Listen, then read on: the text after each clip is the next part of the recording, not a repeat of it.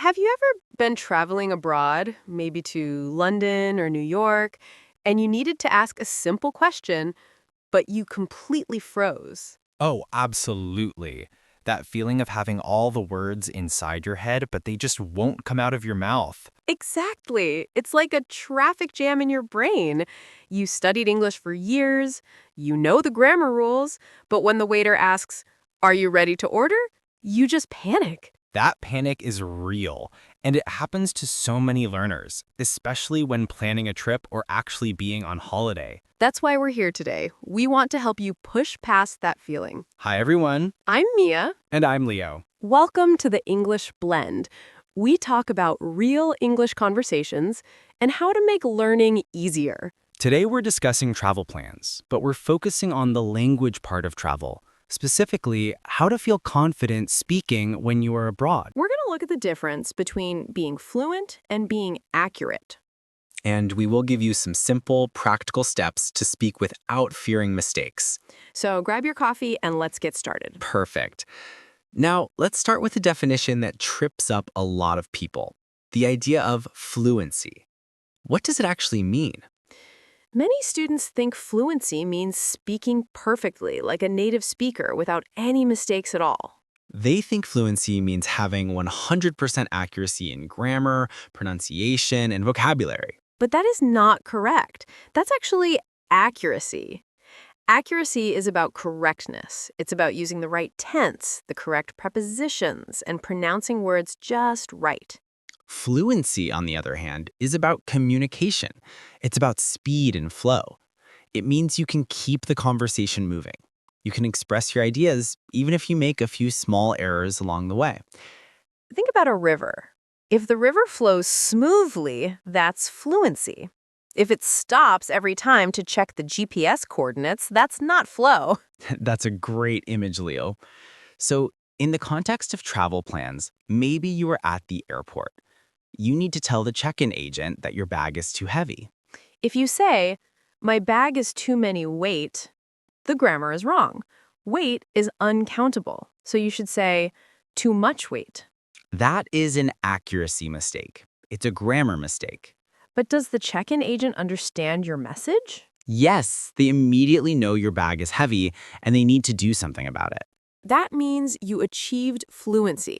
You communicated the core idea successfully. Fluency is communication, not perfection. That is our key takeaway today. We need to change the goal from perfection to understanding.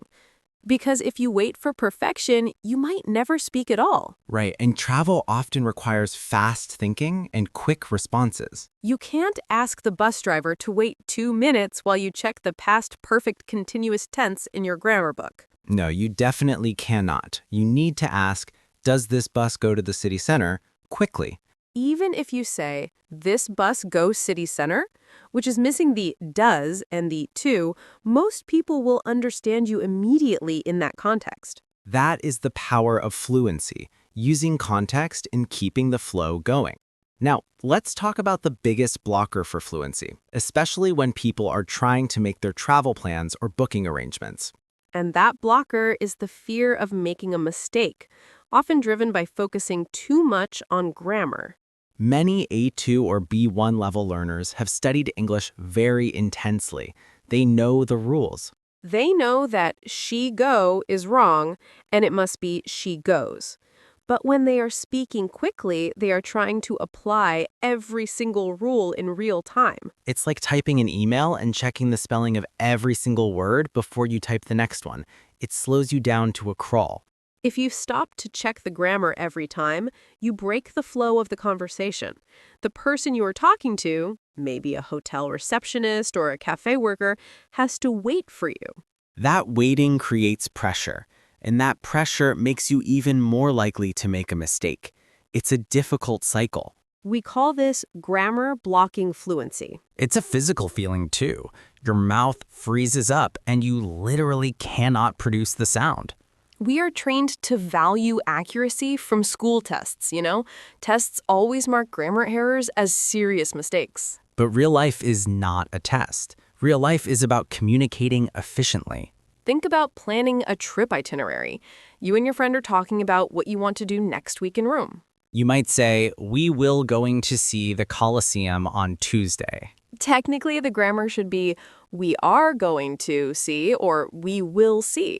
But if your friend knows you mean Tuesday, they understood your plan perfectly. The communication was successful. And that success encourages you to speak more.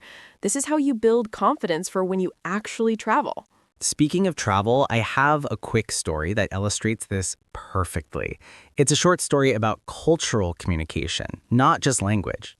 Ooh, I love your travel stories, Leo. Go for it. This happened when I was traveling in Japan last year. I was trying to buy a train ticket and I knew almost zero Japanese. That's a challenging place to rely only on English, right? Yes, I needed a specific ticket to Kyoto, and I was trying to use my phone translator, but the signal was terrible. That's frustrating when you're under time pressure. I tried to say, I need ticket for Kyoto, leaving now.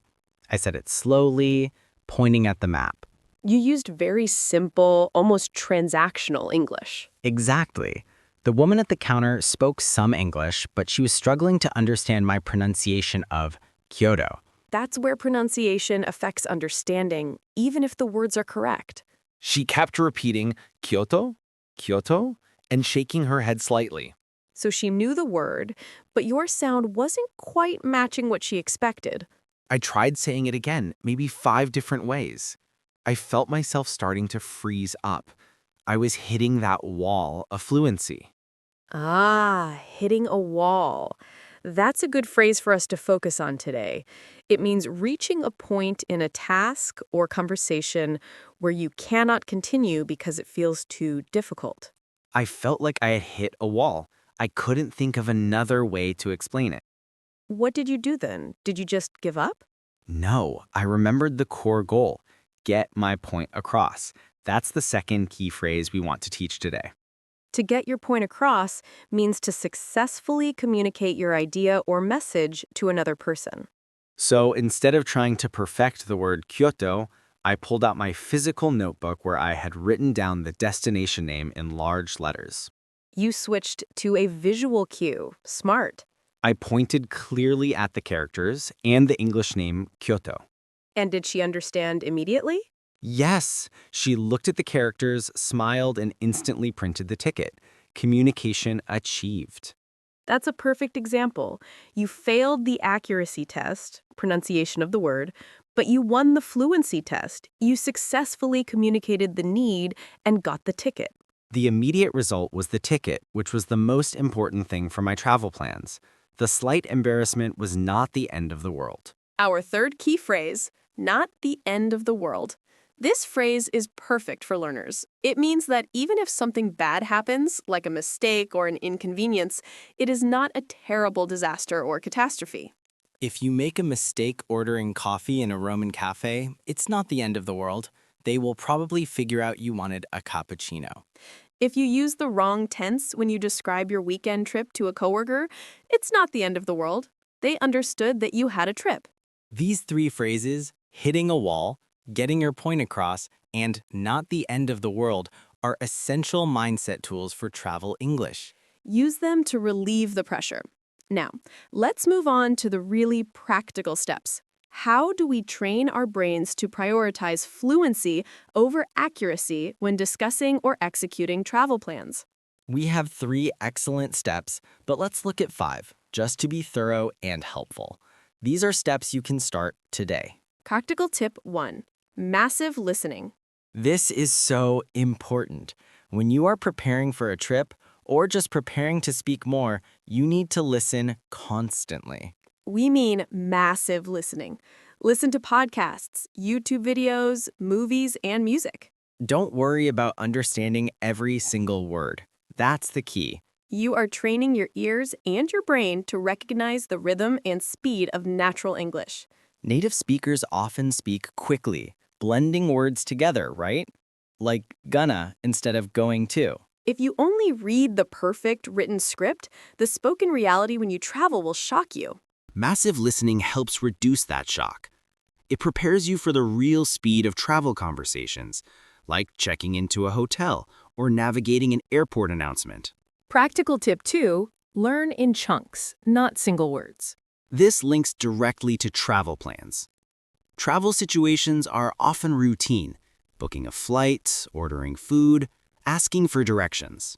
We don't build sentences word by word. We use pre-packaged phrases or chunks. For example, instead of learning the words how, much, and is, learn the whole chunk. How much is this? Or instead of learning I, would, and like, learn the chunk I would like to order. When you are speaking, your brain doesn't have time to construct complex sentences from scratch. It pulls the whole chunk out quickly.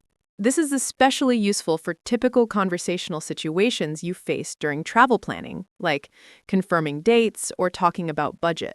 For example, if you are calling a travel agent, instead of calculating the grammar for the past conditional, just use the chunk, I was wondering if. Or, do you happen to know? These are ready-made communication tools. Practical tip 3. Implement the 3-second rule. This is a favorite technique for forcing fluency. It's simple, but difficult to follow at first. When someone asks you a question, you must respond or start your response within 3 seconds. It prevents you from thinking too much about grammar. It forces you to just say something. The response doesn't need to be perfect. If the waiter asks, "What would you like to drink?" And you start counting 1, 2, 3. you must say, "Coffee, please," or "I need more time," or even, let me see." Just say something to keep the flow. The goal is to avoid silence. Silence breaks the conversation and increases that pressure we talked about. It forces you to rely on the chunks and the vocabulary you already have, rather than trying to invent the perfect, accurate sentence. Use this rule when you're practicing English at home, too. Maybe talking to yourself about your travel plans for next summer. Force yourself to keep speaking, even if you stammer or use a filler word like, or, that's natural communication flow. Practical tip 4. Role play common travel scenarios. This is where the travel context really helps. We know the 10 or 12 conversations we will definitely have when we travel. Checking into a hotel, ordering at a restaurant, asking for directions, going through airport security. Write down those scenarios and then practice them out loud.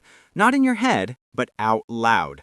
If you are going to discuss booking a hotel, practice phrases like, "Do you have any double rooms available?" Or, "What time is checkout?"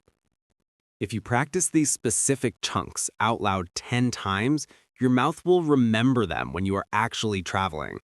Practice makes the fluency automatic. And practice doing the role play imperfectly. Have the person playing the clerk give you a difficult answer. If you practice dealing with challenges, like the hotel is fully booked, you won't hit a wall when it happens in real life. Practical tip 5. Record yourself speaking. This can be a bit awkward, but it is incredibly useful for improving your travel communication skills. Use your phone and record a 2-minute monologue describing your perfect travel plan for next year. Don't listen back for grammar mistakes. Listen for flow and pauses. Are you pausing for too long? Are you stopping every 3 words? If you hear yourself stopping, you know you need to focus on those connecting words and chunks. If you hear yourself speaking smoothly for 30 seconds straight, congratulations, that's fluency. Remember, the goal of these tips is to train your brain to prioritize communication. Get your point across quickly and effectively. If you are discussing your travel plans with a friend and you want to say, "We need to save money for the tickets," but you accidentally say, "We must saving money," The friend understands the message. The communication is successful. The grammar error is not the end of the world.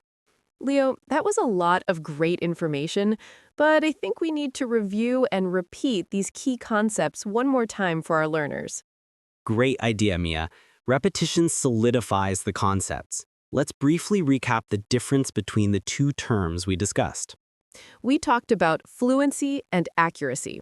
Accuracy is about being correct. Perfect grammar, perfect tenses, perfect pronunciation. Fluency is about communication and flow, speed, rhythm, and ensuring the listener understands the message, even with small mistakes. When you are discussing travel plans, booking a room, or asking for the bathroom, prioritize fluency. Don't let grammar rules block your ability to speak. That fear of mistakes slows you down. We introduced 3 useful phrases and idioms that apply perfectly to the learning journey. First, when you reach a difficult point where you want to stop talking or studying, remember that you have hit a wall. Don't stay stuck there. Find a way around it, maybe by using simpler English or pointing at something, like in my train story. Second, focus on the primary mission of language to get your point across. If you can successfully communicate your need, a ticket, a meal, a direction, then you have succeeded. Third, if you make a mistake, don't stress too much. It is not the end of the world. Mistakes are how we learn and how we practice speaking. And finally, are practical tips that help you train your brain for travel confidence. Tip 1, engage in massive listening to get used to the natural speed of English. Tip 2, learn chunks or full phrases, like, how do I get to, instead of building sentences word by word. Tip 3, use the 3-second rule to force yourself to respond quickly and maintain the conversational flow.